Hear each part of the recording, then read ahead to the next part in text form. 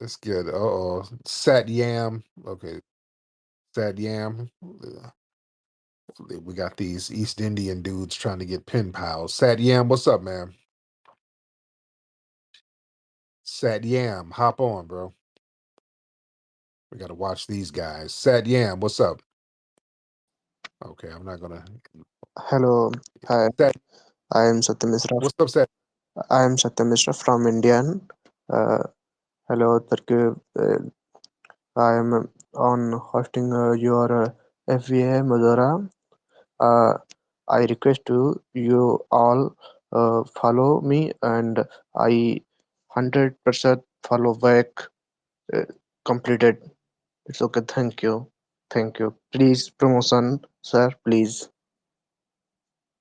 So why do you want people to follow you, Sat man? Sat Yam, Yes, sir. Yes, sir. why do you want people to follow you? Uh, something. I speaking English, learning English, but I'm Indian. Uh, Purely, I am speaking Hindi language and Sanskrit language. So I not sure totally English. Okay, are you trying to get people to follow you so you can steal their bitcoins out of their accounts, sir? Please, please, you promotion my I I confirmly follow back today.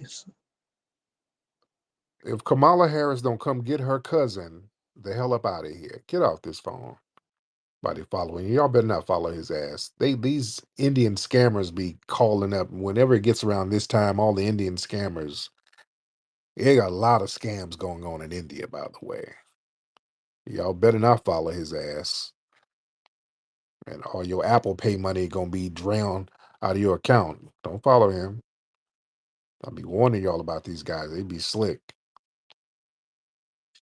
They out here trying to find victims. All right.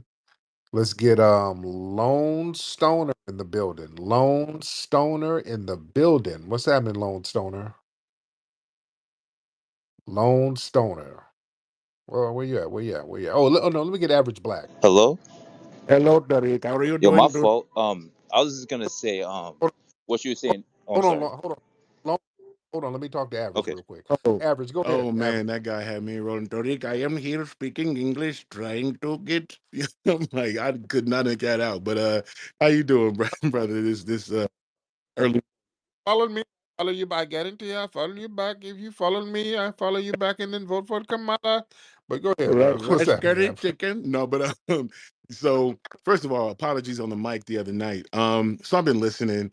I love that you brought up Popeyes and KFC when it came to soul food because we are definitely not just international or nationwide, but we're international as well. There's Caribbeans pretending to be us and then mixing in Caribbean food and soul food restaurants, you know, you know what I'm saying? So there's that. And then to the whole, Majara thing, when it comes to, and we're talking about food, so I'll go into recipes, right?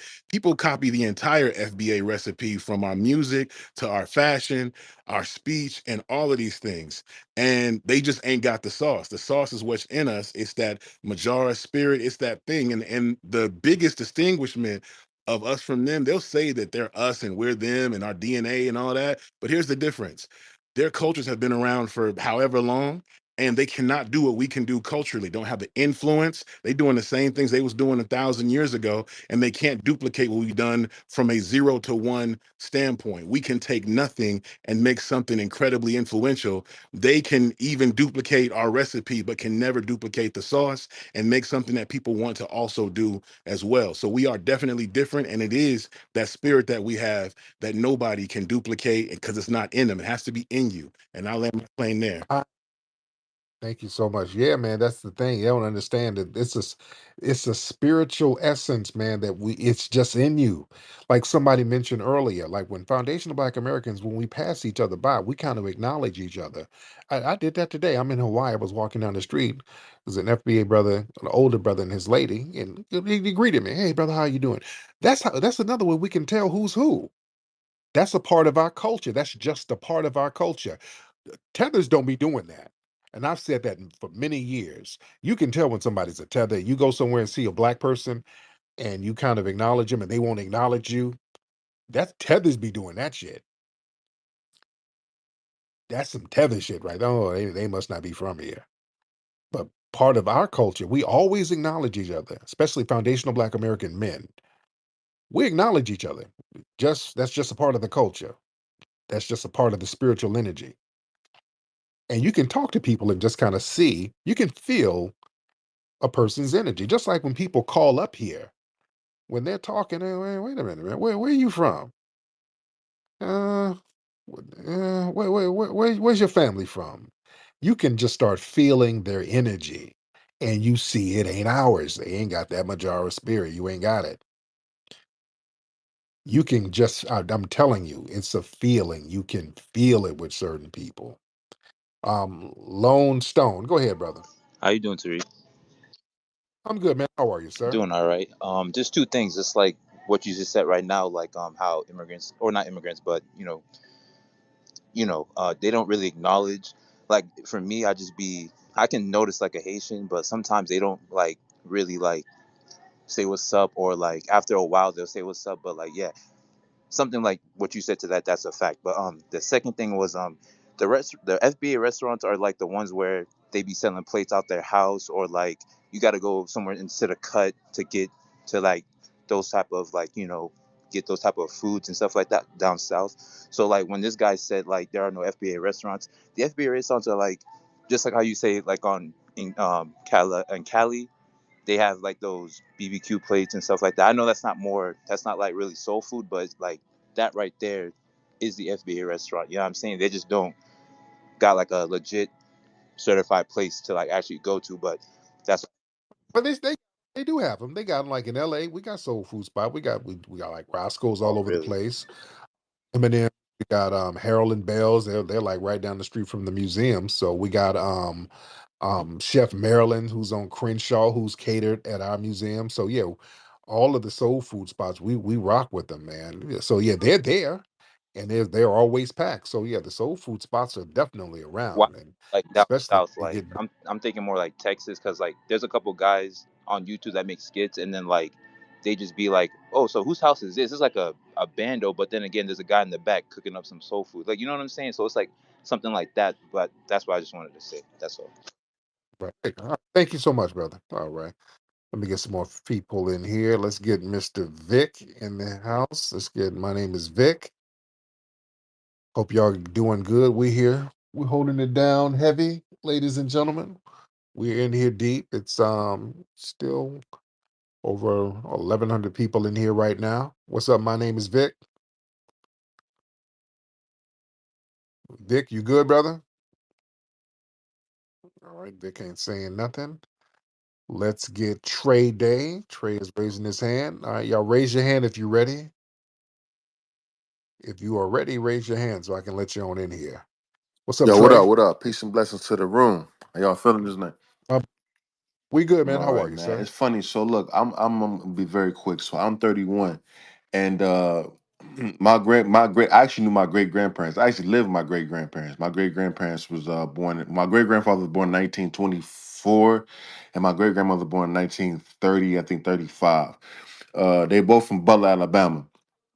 Long Yeah. story short, it's funny that Majora Spirit, they would when I lived with them, they had this southern, like they lived in Detroit for almost 50 years, but they had the southern twang to them. You know what I'm saying? Like they would play pinochle, or they would play, busting spades, you know what I'm saying? They would have family dinners on Sundays. So that, you know what I'm saying? Like that's that Majora Spirit like that. Like when grandma called, if grandma can, I could be mad at my cousin and grandma hash it out. It's done. Leave it. You know what I'm saying? It come. I made dinners. I made Sunday dinners. You know what I'm saying? That's that majority spirit, man. So that's all I wanted to say. Peace and blessings to the room.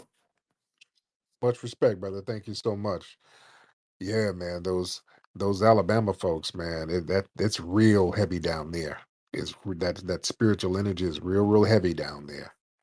Um, let me see. Let's get relentless, brother. Relentless in the building. Let's get relentless in the building. And let me see.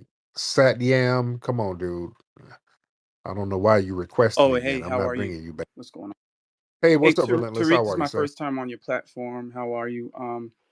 I look, I'm on a, I'm on a viral moment. That's all I can say.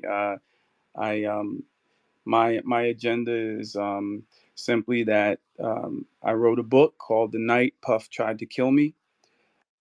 Oh, Yep, and I dropped it in December, and I was feeling safer to tell my story. Um, and the recent events, the most recent events, especially with his arrest and all, have really enabled me to turn up the volume. And so, now hold yes, on. Oh, Puff tried to kill you? yes, it wasn't just Puff though. Just to give you the elevator pitch. First of all, let me tell you, I'm from Mount Vernon, New York. Uh, Okay, that's where Puff grew up, right. by the way. And I hired Andre Harrell a few times, and we were doing business otherwise when he was a rapper, just a rapper. And When Andre Harrell was a yes, rapper, or when Diddy when was, Andre Harrell was a rapper, when he was with Dr. Dr. Jekyll Jekyll and and Mr. Mr. Hyde, Hyde, right? right? In fact, my first Yeah. concert was at Memorial Stadium in Mount Vernon. I rented the stadium for $150. The stadium literally could have held 75,000 people, but we filled the stadium stands. I think about 5,000 people. I had Run DMC as the headliner, the Fat Boys, the Force MDs, and Dr. Jekyll and Mr. Hyde. In fact, Eddie F was my DJ. So before this Where was before Heavy D and the Boys. oh, so this had to be 85 Yeah, then, this was right? 84, 85. 85. Russell Simmons was my partner on the project as well. Oh, Yeah. wow. So Okay. moving forward, Andre and I had done business through the years, and one day we're at Bentley's, a club my friend owned, Steve Giuliano, God bless him, and we're at the bar, and Puffy comes over, and Andre said, "Hey, this is my intern, Puffy," and so we, of course, me and Puff had mad mutual friends, considering I'm promoter and been in entertainment, and he's up and coming in entertainment, and so we planned a basketball game. By the way, I don't want to go long. I just want to I want to get to it so that to answer your question. Yes, he tried to kill me one night um, in the streets of New York. Him and his little small army of probably 12 people altogether, and they basically ran me off the road. Me and First of all, he knew it was me. He had pulled up beside me at outside of a nightclub. He wasn't driving. Gene wasn't driving. It was Wolf, I believe, that was driving. He was in the passenger seat, and he had Bad Boy at the time. So Now, what was this allegedly? What year did this this happened happen? in Allegedly. '96. Yes. 96. Okay. And they pulled up, and basically it's like, "What's up, bitch?" And that was his words to me. And I basically played kumbaya. Look, we know you're trouble. Just leave us alone. Mind your business. I'm mine. Nah, you a bitch, like that. So Now, what was he with you about? well, that's the longer story. I was telling you that when after Andre introduced him, he and I planned a basketball game, and it was my idea that I wanted Puff to play on my team, and that actually turned into CCNY. So if you're not familiar, Okay. CCNY is where the 9 people got stampeded and killed. And When DC? say again? I thought that was in No, it was in DC. New York City. It was in New Okay. York City. So that was my original idea, and he basically what he did was he kind of underhanded me. He went to Wendy Williams because he had a relationship with her. The game was supposed to take place in New Rochelle, New York. He moved it to CCNY, which is the City College of New York. And Wendy Williams helped him blow it up. And he sold twice as many tickets that there were, capacity for. He oversold the venue. But again, I was cut out. So I wasn't part of the stampede, but I'm telling you, it was my idea initially. So anyway, that started a beef. I ended up on television. talking about it because he went missing. If any of you remember the story, he went missing, and he took the money with him, and nobody knew who Puffy was. So the news came from me as a talking head because I am a party promoter. I had done many parties up until meeting him, and they were asking me all kinds of questions. And so, long story short, it created an animosity from him to me, not me. I didn't have a beef; he had the beef. So, and so so years later, 2 years later, probably 2 or 3 years later, is when, cause no, CCNY was in, I think it was 91. So our thing was in 96. So like 5 6 years passed. We'd seen each other at different events. Like Russell would invite me to the Def Comedy Jam. I see him there. There's different situations. Anyway, long story short, that night, they sort of they let me out of my parking space. We end up in Herald Square. He pulls it. His bodyguard pulls the car over in front of my Jeep to kind of push me to the side of the road, which was pretty much on an island. And if y'all don't know where Herald Square is where the Macy's Day Parade takes place every year for decades. Okay, and so, but it was 1 o'clock in the morning. It was before social media, before cameras in the sky, things like that, right? So we get out of the car, they get out of the car, Puffy and his bodyguard get out of the car. But it's only at that point that I realize they're not alone. And there's like four other cars loaded with jiggers. And that's when the shots started busting. And so one of the shots hit my Jeep. Lance is my security. I had two guys with me. Lance was my security. That night I was picking up money at clubs and restaurants. It's a long story for that, but I'm picking up money at clubs and restaurants, and Lance would go with me when I'm doing my pickups. And Rico was an intern. He was sitting in the back of the truck. He never got out. But Lance yelled, "Gun, gun!" And I, by the grace of God, I did not get hit. I jumped back in the truck. It turned into a car chase. Like Who would who was allegedly shooting? Who was it wasn't shooting? Puffy with the gun, it was one of his people, one of his I want to say wolves, because that's what they are. They follow me, they follow him, they go with him. They're down for him. There's a little army. That's what it was. So no, Okay. he wasn't shooting. I would have seen him have a gun because my eye was on him when we were coming. We were closing in together. So anyway, so yo, it's turned to a car chase, bro. One ways, sidewalks, four or five vehicles after me. I was in a Jeep, stick shift, Isuzu Trooper, and I eventually ran a red light, and I lost them. And so the shorter story is that, man, bro, I was the anxiety and the tension in that Jeep was crazy. We were screaming. So okay. So after all these years, So you file a suit against yeah, Diddy. okay. So there's a space and time in there. Why there's a reason why there's so many years. And the short story is that I was doing some BS during the day. I was playing with checks, and the Secret Service came and kicked my door in, and I ended up doing 7 years. So while I'm doing the 7 years, I'm basically purging all of these stories from my soul, and I basically wrote 30 novels, and the rest is history. So I'm one of the original G Unit authors.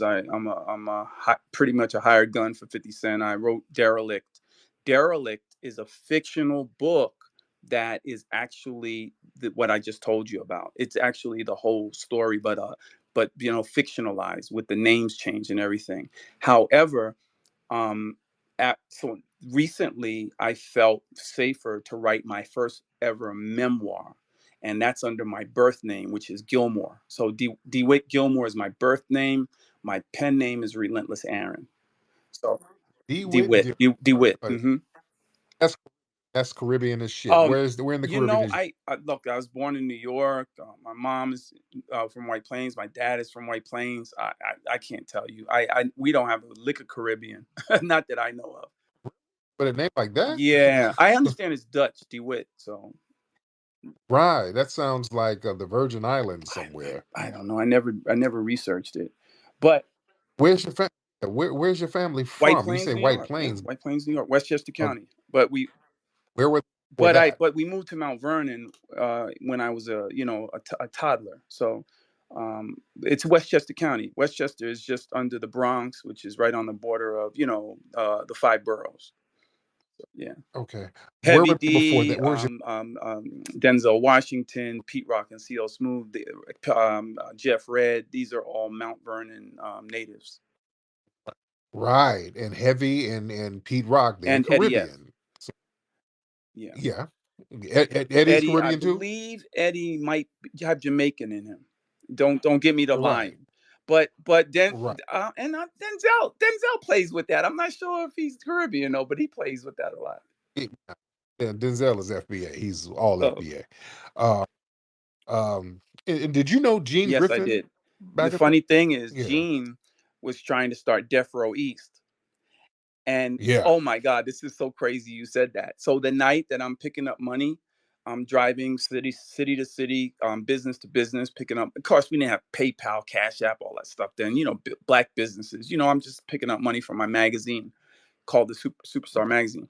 Well, I run into Gene in Harlem, and Gene's got a stack of T-shirts, and he's basically giving them out. He's like, "Can you help me promote this? I'm getting ready to do Death Row East, and I'm trying to unify you know the coasts." I'm like, "Okay, sure, whatever. I got this magazine, I got a TV show, sure, I'll do it." So I threw the T-shirt on, bro.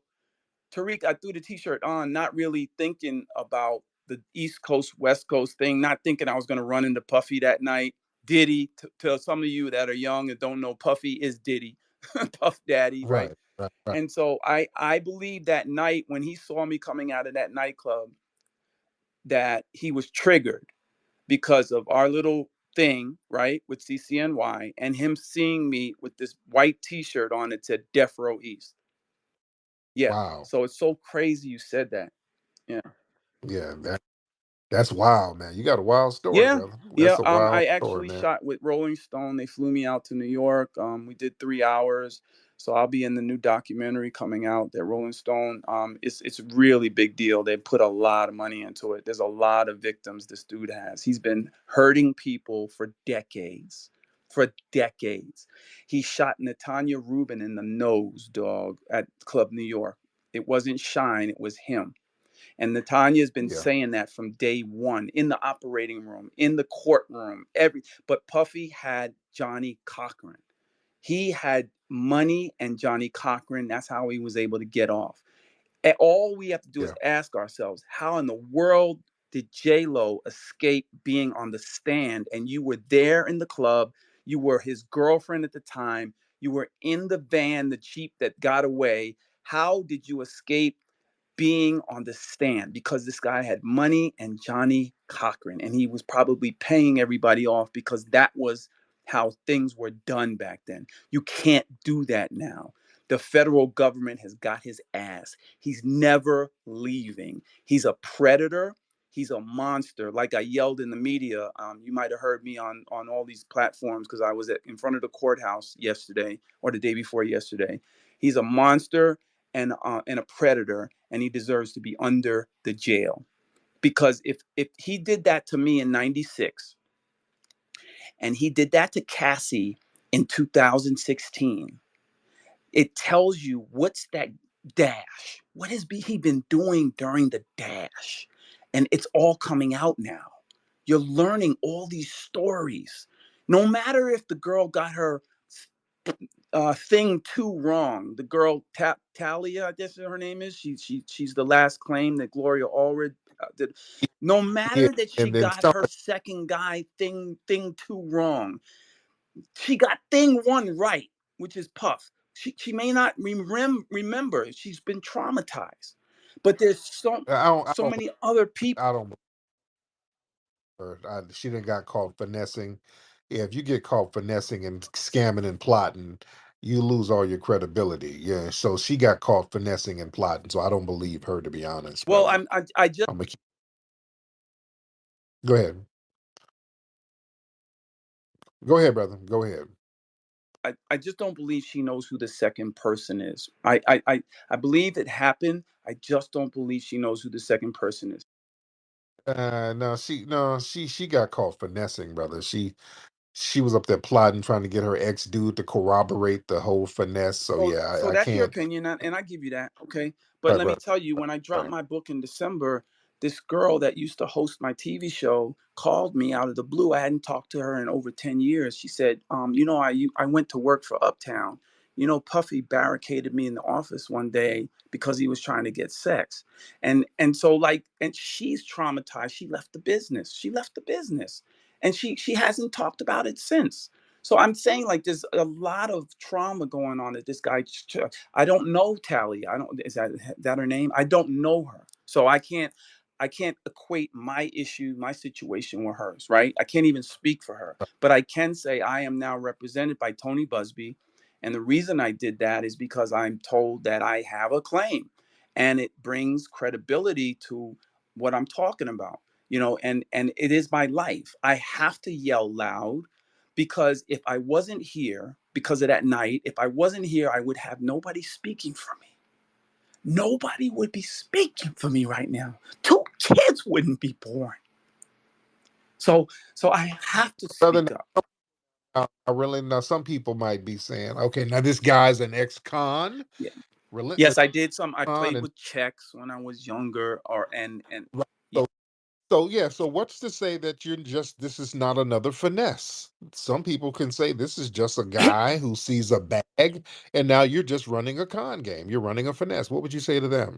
um I would say, first of all, it wasn't just me alone. There were others in the vehicle. So while I went to prison for some paper crime, Lance did not. Lance Calfe. By the way, I just did the Pascal show, right? And Lance, for the first time last week or what have you, Lance got on the phone. I called Lance and did a 3-way, and he talked about his angle of everything, being my security. He talked about my credibility, all of that stuff. And Lance does Lance is a bodybuilder. He works with Melly Mel, like, to this day. So that's what he does for a living. So it's not just me talking.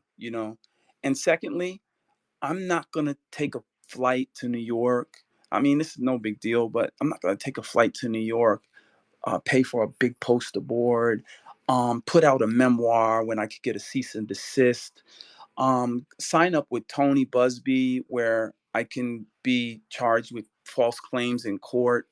All of those things, and those are just a few things. But I'm just saying, like, I'm standing 10 toes down on my mission, on my purpose, and it's not puffy. This is one book. I have 111 books. My All first right. book deal was with St. Martin's Press. I got $250,000. My second book deal was with 50 Cent. I'm one of the, like I said, the original G Unit authors. So I'm bigger than this one book. You know what I mean? Or this case. Yeah, So that's it. By the way, all right. I'm partnered now with Gilbert Arenas. I'm writing for him. So it's a lot bigger than Puffy. That's what I got to say to that. There it is. All right, man. Well, it's very interesting. I look forward to reading and hearing more and all that. Now, have you lived in the UK? Because the way you're spelling some of the stuff on your page, it looks like some UK stuff. Have you ever lived in the So what UK? that is probably spell check, because these platforms, they spell check you with European, like the word favorite. They'll put favorite with the OURITE. Or Yeah. color, COLOR for us, but COLOUR for them. So it's probably me doing a voice to text, because I do a lot of social media. So I do a lot of voice to text and what have you. Yeah. So that's probably what that is. But I'm All from right. New All right. York. I'm from Mount Vernon, New York. I live in Atlanta now, though, for 17 years. And your grandparents, where are your grandparents White from? Plains, New York, Battle Avenue, White Plains, New York. They're both, of course, they're gone. And my other set of grandparents are also from White Plains, New York. That's where my mom and dad met. My dad is DeWitt Gilmore Sr. He passed from COVID in 2001, but he was 91 years old. He lost his leg at age Mhm. 17 in a baseball accident in White Plains. He was heading to the Brooklyn Dodgers. How he was trying And to get around the how, catcher when he was coming around third. how What's that? York? How did you all your family members end up in White Yeah, Plains, New York? How did they so I York? don't know. I didn't do the deep dive. I've never done the deep dive to know how they got there. So uh, yeah, Interesting. but Very yeah, interesting. but I appreciate. I don't want to take off your stage, man. I appreciated it. This is actually, honestly, it's my first time, hand to God, coming through. Thank you so much, brother. Well, he's kind of long-winded. He's very verbose. Uh, I don't know. That sounds like it might kind of be a finesse, to be honest. To be honest, that kind of sounds like it's a finesse. Uh, uh, you see, because if you try to get a claim, and brother, you already got a record. See, that's gonna look bad. That's gonna look bad if you already got a record for finessing, and then you're trying to get a bag about a puffy. That sounds like you're just trying to get a bag, bro. We don't know the beginnings of rap because as long as our music has been recording, people have been rapping. The disco DJs separated themselves from us. We were the next generation coming up with this thing, and they was like, what's this little hippity hop thing? The first time I heard somebody spit a 16 over a break beat was probably Melly Mel. The Melly Mel sound that you hear today, I got that sound from Hollywood. I was doing this same form of entertainment long before it had a name. A lot of the gangs were fading out by the time hip hop came in. A lot of those gangs turned into crews. As far as influencing hip hop, I saw no Puerto Rican or Jamaican influences whatsoever. I started breakdancing in the 70s. When rap and hip hop was all black, it was negative. Now that it became a big phenomenon and corporately acceptable, now there's this need to take foundational black Americans out of the creation of it and give it away to other people. And it's important for us to set the record straight.